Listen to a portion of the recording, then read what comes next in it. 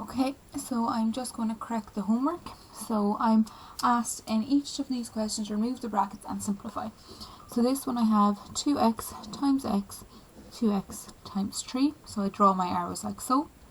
And then I write down 2x bracket x plus 2x bracket 3. Okay, so if there's no number in front of my x, I put my imaginary 1. So it's going to be 2 times 1, which will give me 2. X times x, okay, so there's little ones here as well. So I keep my base and I add my power. So x times x will always give you x squared. Then I have plus 2 times 3, which is 6, and this here is just x. Part B then I have 3y bracket y plus 4, and I have my arrow, so 3y going to y, 3y going to here. And then I rewrite it, so I have 3y bracket y plus 3y bracket 4. Right, so if there's no number in front of my variable, I put a 1. So it's 3 times 1, which will give me 3, and y times y gives me y squared. Plus then I have 3 times 4, gives me 12, and this here is y. Okay. Part C then I have 5p bracket p plus 2, and I draw my arrows again, so 5p multiplied by p, 5p times 2. So I have 5p bracket p plus 5p bracket 2. So I have 5, if there's no number I put a 1, so 5 times 1 gives me 5, p times p, there's imaginary ones beside these numbers, I top them, so I keep the base and I add the power, I get p squared, plus 5 times 2 is 10p. Okay, so part D I have 3r bracket r plus 2, so I draw my arrows, this to this, this to this, and I rewrite it, and I have 3r bracket r plus 3r bracket 2. So 3, there's no number here, so I put a 1. 3 times 1 gives me 3, r times r squared. Plus then 3 times 2 is 6, and I have no letter to multiply it by, so it's just 6r. Question 2, the first one I have is 3a bracket 2a plus 1. So then I draw my arrows, this times this, this times this, 3a bracket 2a plus 3a bracket 1. So 3 times 2 gives me 6, a times a gives me a squared plus 3a. Part B then I have 2p bracket 4p plus 2, and I draw my arrows, this times this, this times this, and I rewrite the sum, 2p bracket 4p plus 2p bracket 2. 2 times 4 is 8, p times p is p squared plus 4p. And that's part B. Okay, so part C I have 2y bracket 3y minus 4. I draw my arrows, this to this, this to this, and I have then 2y bracket 3y plus 2y bracket minus 4. 2 times 3 gives me 6, y times y, y squared. 2 times minus 4 is minus 8, and I have no variable to multiply it with, 8y. Okay, that's part 2, part C. Then I have D, so it's 3q bracket 5 minus 7q, and I draw my arrows, this times this, this times this, 3q bracket 5 plus 3q bracket minus 7q.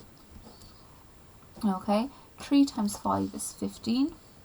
I have nothing to multiply my variable with, so I write down q. 3 times minus 7, a plus by a minus gives me minus, and 3 times 7 is 21, and variable by variable, q by q gives me q squared. And that's question 2D. Question 3, I have x bracket x squared plus 3. I draw my arrows, this times this times this, and then I rewrite it, so I have x bracket x squared plus x bracket 3. X bracket x squared, so there's an imaginary 1 here. I keep my base and I add my powers, this will be cubed, plus x times 3 is 3x. Part B then, I have a bracket a squared plus 1, and then I draw my arrows, this times this times this, and I rewrite it, so I have a bracket a squared plus a bracket 1. Okay, a times a squared, so there's a little imaginary 1, I keep my base, I add my powers, so that's a cubed, plus 1, a times 1 is a, or 1a. Okay, both are correct. Part C, I have 2p bracket p squared minus 9. So I draw my arrows, and I have 2p bracket p squared plus 2p bracket minus 9. 2, there's an imaginary 1 here, 2 times 1 will give me 2, p times p squared, imaginary 1 here, keep my base, I add my powers, p cubed.